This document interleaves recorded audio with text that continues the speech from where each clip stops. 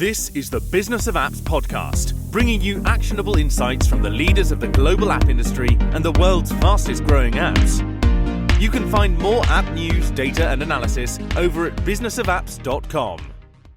Welcome to the Business of Apps podcast. On this show, we invite app industry professionals to cover various topics, and we promise to do our best to keep it both insightful but brief.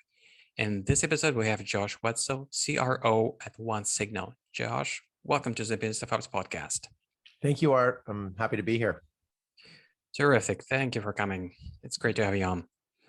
Okay, let me set the stage for the audience. According to Statista, last year, 2021, daily emails alone were sent a whopping 320 billion times. Emails, the first kind of digital messaging that was adopted in the mid-90s, and by now, they exist almost solely for business, and occasionally millennials or older generations may share something via email when they don't need or don't want a quick turnaround. Now, add on top of it 100 billion WhatsApp messages, countless number of Facebook Messenger messages, Apple iMessage, Telegram, Viber, WeChat, and a couple dozens of popular instant messaging apps on top of that.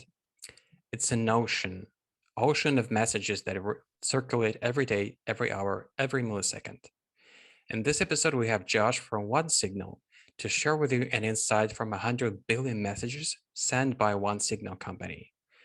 But before doing that, let's talk about you, Josh. Tell us about yourself, your background.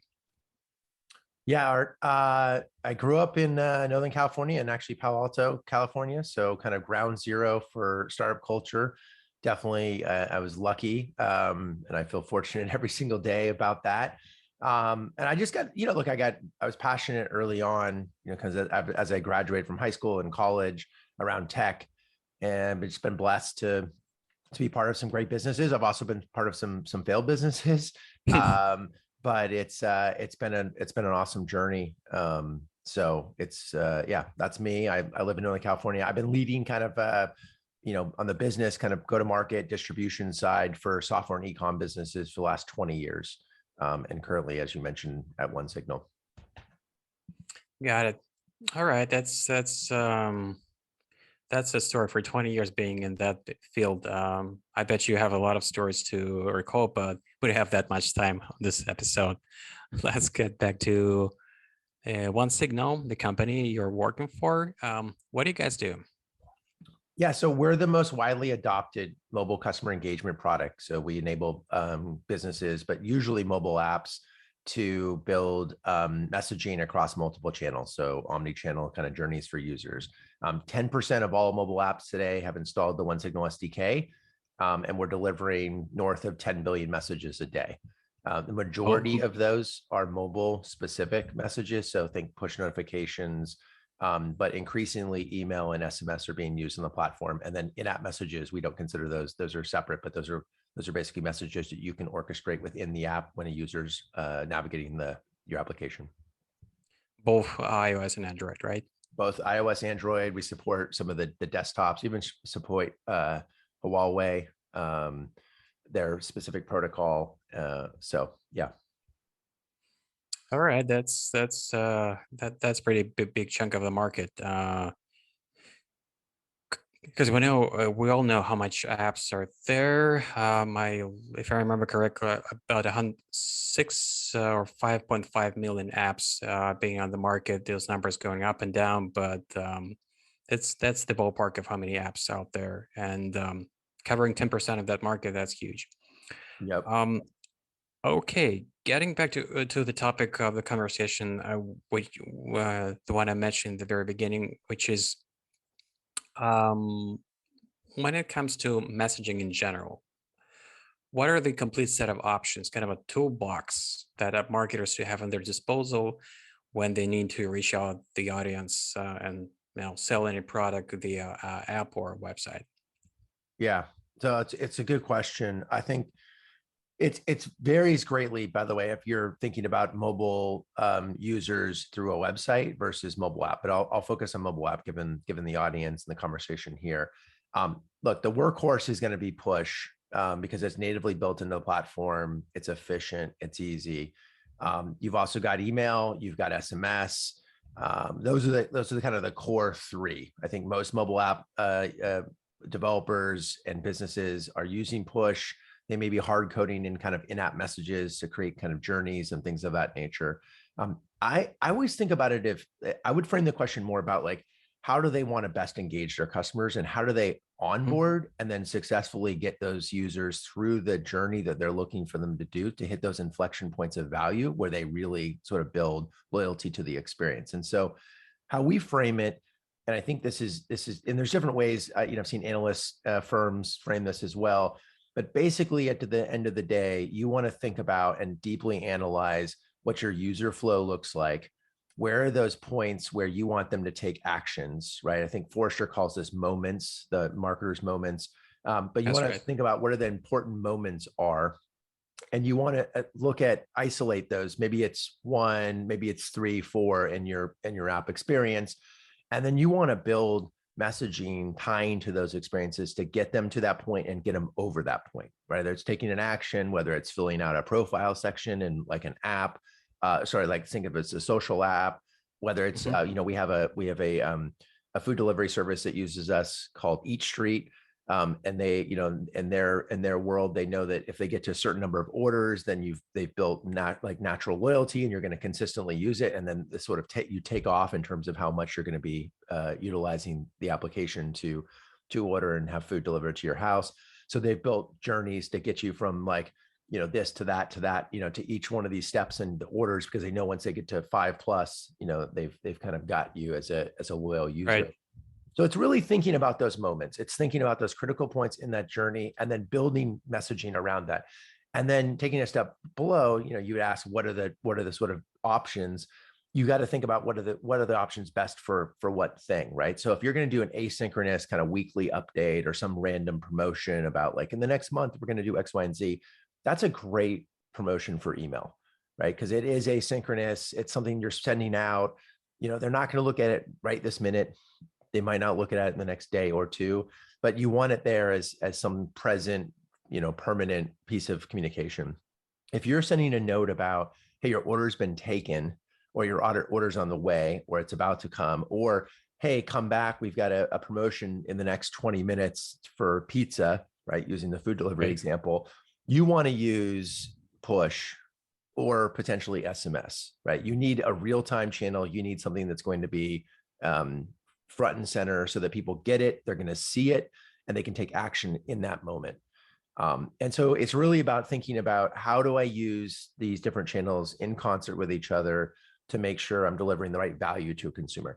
If I'm sending random promotions through push or SMS daily to a consumer, I'm more likely to burn that relationship. It's going to come across more spammy. You're filling up these important parts in my worldview, because the view through, right, the impression rate that you're seeing these messages is really, really high versus email.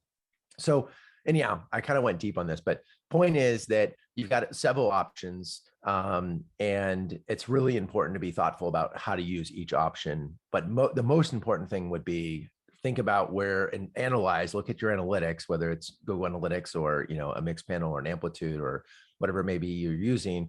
Look at those important points where consumers are either dropping off or they're having to make a difficult decision, and then build your messaging around those so that you're getting people past those critical points. So you have to think through the psychology of interaction between all those people and your app. That's right. You have to keep in mind that regardless how many people you have, it's still real human beings with their schedule, their busy lives, their own way of interacting with their app. And you have to try to find the right balance of communicating with them, just like you've been communicating with them in person. But just imagine, instead of just one person, it's 100,000 people using your app. And but still, you have to think about trying to think mentally about all this number of people who are using your app on a daily basis, and how often or how rare you want to communicate with them. Let's say if you will be just serving them as a client, they will be coming by to your store, your physical store. Some stuff can be delivered just like you said right away, because that's important. It's kind of expected. Most likely they're not using your app like their first app. They have experience, previous experience, they have expectations. Yep. Some stuff they just wait for it to get right away. Like pizza, I'm hungry. I want this stuff right now. So when it's going to be delivered? I don't want to wait in the email inbox when my pizza will be delivered next week. No. Within 30 minutes. That's kind of point of a psychological profile of interaction between your app and all these people, your users. Yep. Now, let's talk about the email, kind of a grandpa, if you will, of online communication. Yep. So what is I still remember my first email client, Netscape email. I'm kind of not sure about the name, but the app was, by today's standards, that it would be really awkward to see somebody trying to use that app. But the overall principles were there already. So what is the use of email today for app marketer? Yeah, I mean, so you hit on the head. Email has been the workhorse for so many digital marketers for the past 2 decades. Like, it is the communication. What's interesting that we've seen, and I think this is changing rapidly, quickly, is in the app first world, a lot of companies were not using email, right? Like, you'd ask them, using email. Why would I use email? I've got a mobile app. And actually it was very similar to 15 years ago. I would have conversations with large kind of media companies or growing media companies or websites. And I'd ask them, hey, do you use email to build loyalty and connection with your users? And they would say, why would I need email? I've got a website, right? Email's for somebody who doesn't have a digital presence. Obviously that's folly. And I think what we found is that, email doesn't drive the same engagement as these real-time channels do, push or SMS specifically, because it is asynchronous. I think you also touched on a topic at the very top of the conversation around, there's just, our behaviors are different. I think, I don't know about you, but I used to check my personal email 20 times a day. And I was like in that box. Now I might go a day or two without even going into that email. Exactly. So I think it's just our behaviors have changed quite a bit, but it still is a valuable channel. And I think it's an important one for them to be thinking about, again, for these asynchronous communications, like roundups, business of apps, weekly roundup email, for example. It's great. And like when you go engage with it, it's there. I just wouldn't be doing rapid communications there because you're not going to get that response. To your point a second ago about like the food delivery, it's got to be right then and there. That's true of so many different industries. So you think about mobile games, I've hit this level, do this to get to the next level, or your friends on, come join and compete. Like, there's so many of these different really important messages that drive this interaction. If you were to do that through email, your response rate is going to be abysmal. And more importantly, the actual satisfaction from your users to take those actions would be, off the charts low and just a waste of time. So it's important. I think it should be part of anyone's engagement strategy, but it needs to be kind of a minor factor in the app world because it is asynchronous and because the engagements are much lower. Gotcha. Let's move on, pushing notifications. Years ago, where the concept of push notification was kind of a new. I do remember, the days when I was getting just a few push notifications, probably from the native iOS apps, because they didn't exist for other apps back then. Could be email or weather app or something. But today, many people still do experience push notification as a concept, as an idea, on the receiving end when they're getting those messages on their mobile devices. But what about the using push notifications for an app marketer use? How do you embed them into the app marketing strategy? Yeah, I mean, well, for one, if you've got a mobile app and you're not using push notifications, then that's a great starting point. Push should be your primary workhorse channel for an app. And there's many reasons. It's real time, it's efficient, it's generally free, meaning that like you have to pay for maybe a provider for a OneSignal. By the way, you can start for free and you can use it at massive scale, but if you want to do advanced functionality, you got to pay. But it's basically free in terms of you be able to deliver messages. So that's amazing versus say SMS. and to a lesser extent, email, which is relatively inexpensive for volume. But it's got great view through engagement. It has to be tied to kind of in-app education, onboarding, re-engagement opportunities. One of the things you mentioned up top, talking about like, I would get some of these messages, I wasn't sure what they were. The reason why I'm even actually at OneSignal was I had this epiphany about 9-10 months before I joined. I was in New York City. I was at a larger company. We were doing some press around launching a brand new product, and I was presenting at a conference and doing some TV stuff. So I had to get to these meetings. It was pouring rain, and usually you can just get a yellow cab. It's pretty easy, but when it's raining, everyone's taking cabs. And I hate these ride sharing, and I hated the ride sharing companies in places like New York City, because you'd book it and it'd be like 5 minutes and it'd always be 30 minutes because they're rolling around. It's just a hassle. Yeah. But I didn't have a choice. And so I ordered one of these cars up. And what happened next was, not too dissimilar than happened in the past, but because I had this like high anxiety about getting to this place in this specific time, I was really attuned to what was happening. And basically you get the message like, hey, car's on this way, this is the car on the license plate, car's 2 minutes away, car's on this corner, go. And I was able to get out, and it was one of those rains where it was like a couple inches an hour kind of thing. So if you were in the outside too long, you get drenched. I got in the car, took off, made my meetings, and I couldn't stop thinking about how valuable these messages were in terms of accentuating and valuing the service, right? So like I was able to like stay attuned to the service without having to have the app sitting open. And I started thinking about all the other apps I had on my phone, and how these things played into either good experiences or not so great experiences. And I had this aha. In fact, the next day flying home, I spent the entire flight looking at, how many companies do this, how many SDKs were installed, who had raised funding. Like, it was a pretty monumental thing where I actually changed my thought process. And like, okay, I'm excited to go work in this space. Like, I didn't know if I would, but 6, 7, 8 months later, when I was ready for me to leave and go back to a startup, I actually focused in on this category and had conversation with several of the companies. But it really came down to this fact. I was like, hey, real-time communication, it extends the value of an app. You don't have to be living in the app. It allows like anyone to be able to carry on a conversation and engagement with a customer when they're not in your store, whether it's virtual in an app or, physical, whatever it may be. So I think you have to think about, like, to me, push and SMS are so critical in the world we're going towards, particularly when you combine physical and digital, or any of these digital specific businesses. So, and yeah, I kind of went on a tangent there, but that's totally to the point. I mean, the more apps become part of our life in a meaningful way, the more value they deliver to us on a daily basis, the more synchronized they should be on the rhythm of our life, and don't break it, don't be like a distraction, but help us to move through the day, having a lot of on our plate to on a busy day, even on a leisure day, you have some stuff planned in advance.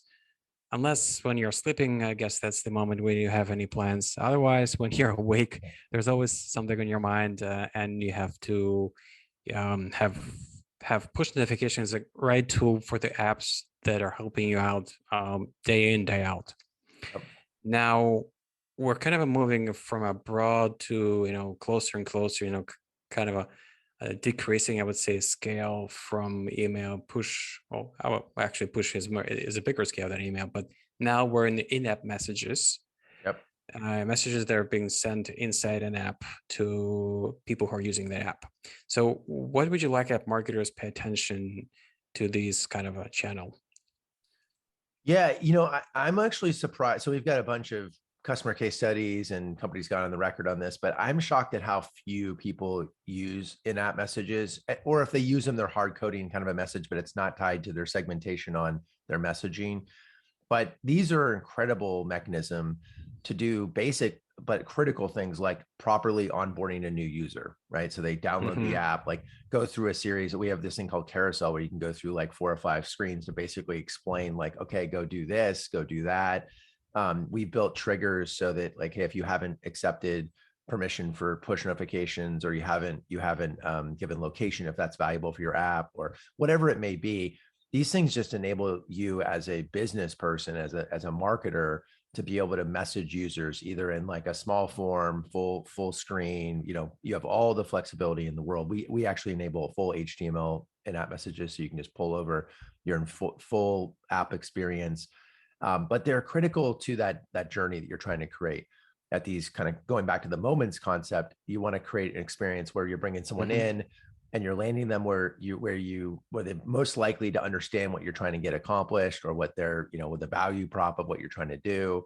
And we're seeing massive LTV lift utilizing these. So we've got several companies talk about this, but 100+% LTV when you're tying your push to in-app, because you can create this very comprehensive back and forth, and they really tie in together. But it really, at the end of the day, it's a way for app developers specifically to enable kind of the marketing business folks to be able to do promotions and education and onboarding without having to hard code things in the app and then re-release the app. And so I think it surprises me how few the people take advantage of it. I think it's essential, but to me, it will become more and more essential. And the larger apps, by the way, we have relationships with large mobile game studios and others. They typically have built some functionality in this because it is so important, whether it's like changing levels and providing a screen around, hey, level up by buying some, X thing and, from an app purchase, or level up by adding X profile picture, or level up by adding, these 4 friends that, you're connected to, but you haven't connected to in the game, or cross promotions, right? These studios are adding new games. Same thing with food, like we see it with the food delivery stuff. Shake Shack's done some really cool stuff with promotions, whether it's like cultural things, 420 in the US is a funny cultural day. So they'll do something about having the munchies and wanting to eat more food.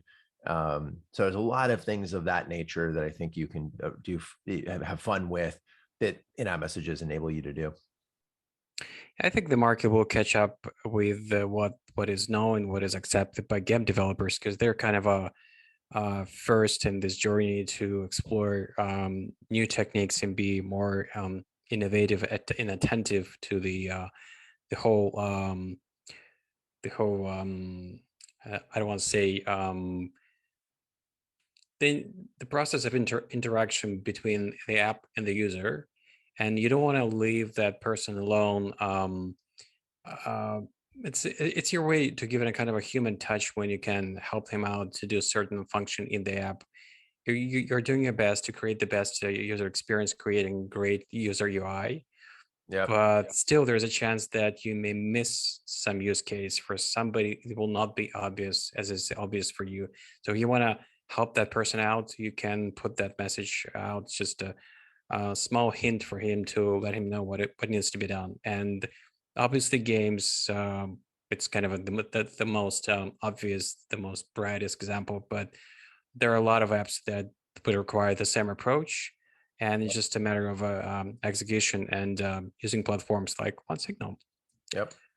And now let's switch to the next question, which will be, it was important even before Apple introduced its, by now famous ATT. For some reason, I do want to say AT&T. No, ATT framework ATT, last year. Yeah. But now the question is, how you increase. So by now the question, how you increase the number of opt-in users on iOS is kind of crucial, because it used to be opt-out. Now you have to opt-in people for something. They will like for certain features inside the app, namely, do people give you permission to track them between your app and other apps for the advertising purpose?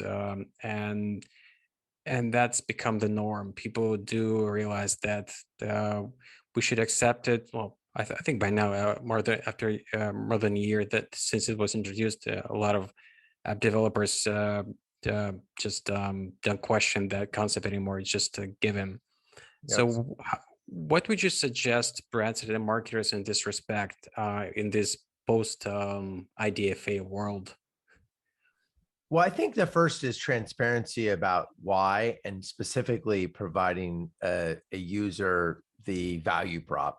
So if you're an ad supported, free game, or you're an ad supported media experience, or a work management like to-do app, right? Like there's this thing called what is it, Wonderwork or Wonder? I forget. I used to love that app. I think Microsoft bought them, but I think it's really laying out hey, we give this great product away for free, but we need you to opt in, and give permission for this. And I think that's true for whether it's to your point about tracking, location, and then notification permission, right? So being ability to message them.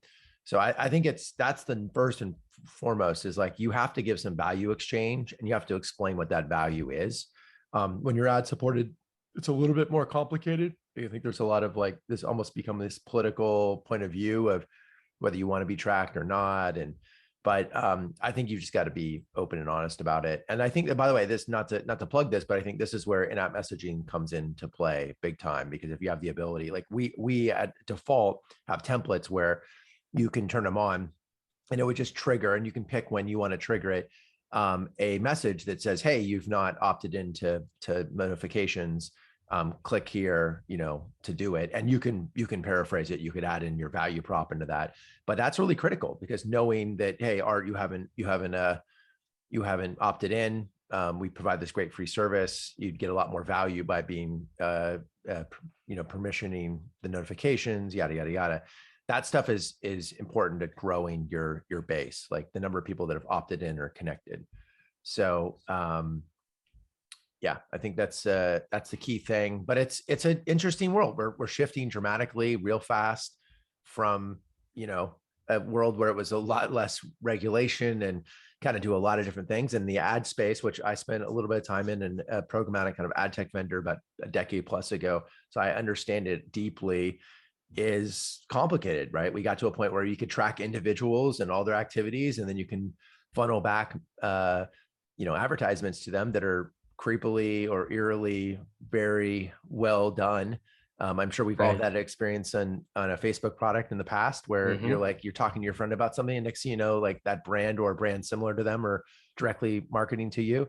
I think we're going past that, where it's probably going to be more difficult for them to do that. So it depends on how you feel about that. But anyhow, regardless, I think messaging can have a material impact on helping deliver that value prop so that consumers do opt in for whether it's tracking, whether it's location, or permission on messaging. Moving on to the next topic, what would be the takeaway for app marketers when it comes to messaging, Josh? Yeah, I think it's critical now, the technology's there to build omni-channel kind of customer journeys, and omni-channel being like push and email, or push, email, and app. And the takeaway would be, think about this in terms of figure out what are the 2 or 3 most important points in a user's journey with your app, and then build these journeys with them. And so one should always be onboarding. Like, someone downloads the app, how are they interacting with your experience to quickly find value, so that they find that point of like, oh yeah, this is great, I'm glad I downloaded this app, and they remember it. And then what are the 1, 2, maybe 3 crucial moments after that to drive engagement and ultimately loyalty? My motto is always, let's try to turn every download or visitor into an evangelist. And there's a lot of work that goes in between that, right? Because you're not automatically just going to be an evangelist when you download an app. And so the key part of that is automating some of these critical moments, so that when people hit those inflection points, they're being messaged to and guided through it, so they successfully land on the other side of your business. The app industry is vast. To navigate this space, you need a directory to look up suppliers and partners, and you need to know who are the best. Visit our marketplace directory at businessofapps.com/marketplace/podcast. And now, back to the show. All right. We've addressed the major topic on the table for this conversation, and there's just a few quick questions that I ask more than 100 times. I've asked this question to some of my guests on the show. Nice. Kind of a quick, small set of questions to help with the audience to know every guest on the show a little bit better. So here we go. Question number 1 is this: what smartphone do you have now? Have you been switching between iOS and Android, or you've been staying one side all the time? I have iPhone, and I've had an iPhone basically since they came out. I grew up in Palo Alto, and literally I grew up like 3 blocks from Steve Jobs. My sister graduated Oh, from school with his kid. So we've had Apple products, and not just because of that, but they were always in our school. So I grew up with like the Mac 2E, and then or Apple mm, 2E, and then the Mac the Macintosh, the first Macintosh. So I've been pretty loyal. That said, I have played with a ton of devices, the Google Pixel and a few of the other Android devices, and they're all solid. I just have really locked down in the Apple environment. So because of my job, for various times, I've used other devices and had Android devices, and they're solid. But I've been pretty much a loyal iPhone Apple user for forever. yeah, you can kind of repeat hardware and software, but it's really hard to beat the ecosystem, created by Apple. The whole that holds you in, not in against your will, but it's just convenience of that system. Exactly. Yeah. That's back in time, not 19th century, but Yeah. 20th Feels like century. it. What was your first mobile phone? Yeah, it's a good question. So it's Nokia. And I forget the actual model number, but I will tell a quick story. So I worked at CNET in these days. CNET back in those days was like the Oh, preeminent product uh-huh. review place, right? So technology product I review. remember them. And I was friends with a woman named Joni Blanchard. She was our mobile phone. I think her title was mobile phone queen or whatever, but she was the editorial person who reviewed all the phones. Well, every single mobile phone ever created that in those days was sent to us because we were literally the place you would go if you wanted to read a review on a product. She can only handle a handful of these devices. So I became friends with her. And I basically, she would just give me phones to test, and then I'd have to write up like pros and cons. And so I got to use basically every mobile phone from like 2002-ish to 2004-ish. And I can say definitively, we've come a long, long way, like significantly, like compared to like a mobile computer to today, it's advanced a lot. It's great. But mobile phones then to, these devices, these iPhones, these Google Pixels, the Samsung devices, it is night and day. Like, in fact, today's mobile phones, I know everyone says this, I'm preaching to the choir, but today's mobile phones are so much more similar to a mobile computer, like than 20 years ago, than they are to a phone. Like the phones back then were like basically single use. There's really nothing else. You could do some other stuff, but it was really hard. So anyhow, we've come a long way. Yeah, that goes back to that famous day when Steve Jobs introduced iPhone, saying that's not the three things. This is just one thing: mobile phone, browser, email. Yep. And that's kind of hard to overstate how breakthrough. What a breakthrough moment that was. It was also a GPS. Yeah, It was like your music player. I mean, it was like an iPod. it was kind of crazy if you think back on it, like that it took them. I mean, that's an innovation that should have already been broken like 3 or 4 years earlier by somebody else. And then Apple just like iterated on it, It's still mind-boggling to me because it was so obvious to me, at least to me. It was like, because actually I was testing these devices. I've always been a tech kind of gadget person. And I remember you'd carry around an iPod, you had your mobile phone, you'd have like Something is off. like a GPS, it was just like, these are too many devices. And like, so then putting them together was just this moment of like, oh yeah, that makes total sense. Anyhow. All right. Now let's get back to today. Imagine you've left your smartphone at home for whatever reason. What would be the most missing feature for you when you're out? Yeah, it's a great question. Probably just friend text threads. That's the thing that I would miss. I'm kind of over the social component, and while I'd probably long for like, wait, is something happening at work or something, I probably would be the thing that ultimately I'd miss the most is like the friend fun joke text threads that I'm getting like dozens of texts on every day. Got it. Now, how comes the question that I guess that like really hitting the target this time? Because I'm asking the person who used to be in the gadgets review department, specifically smartphone department. Yeah. Right now, your iPhone. What is your feeling about these features, hardware and software? What is missing? What would you like this thing to be able to do? And not necessarily something like a kind of a trendy or hypey but something, useful for you specifically? Yeah, that's another tough question. I'm a junkie, so I think at this point I'm trying to create breaks, like go out, hike, bike, just get away. So I'm trying to think of like technologies. It's an interesting time where we're so far advanced. Maybe the technology I'm most excited about, but it's also furthest away in some ways, is true voice to text. So instead of having to sit in front of a screen and type, but like really good, if you play with the Surrey or some of these other solutions, like it's not very good. It's okay, but it's not great. So it's kind of this dictation where I don't have to email and be in front of a screen. I know it's not like revolutionary, but it would make my life a lot easier. So maybe that's it. I don't know. So Siri has to have a conscience. It's not even like, I don't need it to be a conscience. It's just like, honestly, the tactical job of, when you're writing emails or you're writing proposals or projects or like, yeah, it's like that kind of stuff. Like if I don't have to be in front of a screen, I can just be talking about it, like walking, or am I driving? Like it would really kind of cut down the amount of like busy work I do. But I find that the dictation is just not that good, right? Like I have to spend almost as much time going in as fixing all the words, and then the sentences are way off because it like didn't get the meaning properly. So yeah, that's not really helpful. It's not as helpful. Exactly. A lot of people are like, oh, you can just like speak into it and it'll dictate. And I've tried it. It's just not, maybe my voice is such that it's not been trained properly. I don't know, but I feel like that's really would be a game changer. Yeah, absolutely. It's really kind of hard to get the fact that all of us, we use different gaps in our speech. We may, kind of change our mind on the fly, trying to say something different. Like try to explain to, Siri, or for that matter, Alexa, or anything else, that you've changed your mind in the midst of the sentence you're saying, trying to say something different. Just forget about what I was just saying to you a second ago. Yep. With a human being, it's not a problem, but with the AI, it's still kind of you're stuck.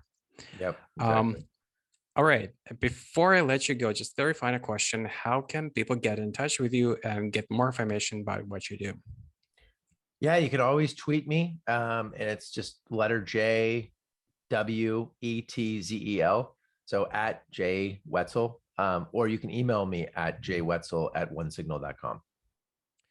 Terrific, Josh. Thank you for coming. It was a pleasure to have you on a podcast and spend time with you. Thank you. Bye-bye. Yeah, thank you, Art. I appreciate it. Awesome. And that was Josh Wetzel, CRO at OneSignal. To listen to more episodes, subscribe to our podcast on iTunes, Spotify, Stitcher, Google Podcasts. Just search for Business of Apps and you will find us easily. Remember, we release episodes on Mondays, so subscribe and you'll be able to get new episodes on your smartphone, tablet, or computer if you still listen for a podcast on a computer. And please remember, don't forget to leave us a review or comment on iTunes. It is highly appreciated. And all episodes will also be available on businessofapps.com. Thank you for listening. See you next week. Thank you for listening to the Business of Apps podcast. For more, head on over to businessofapps.com.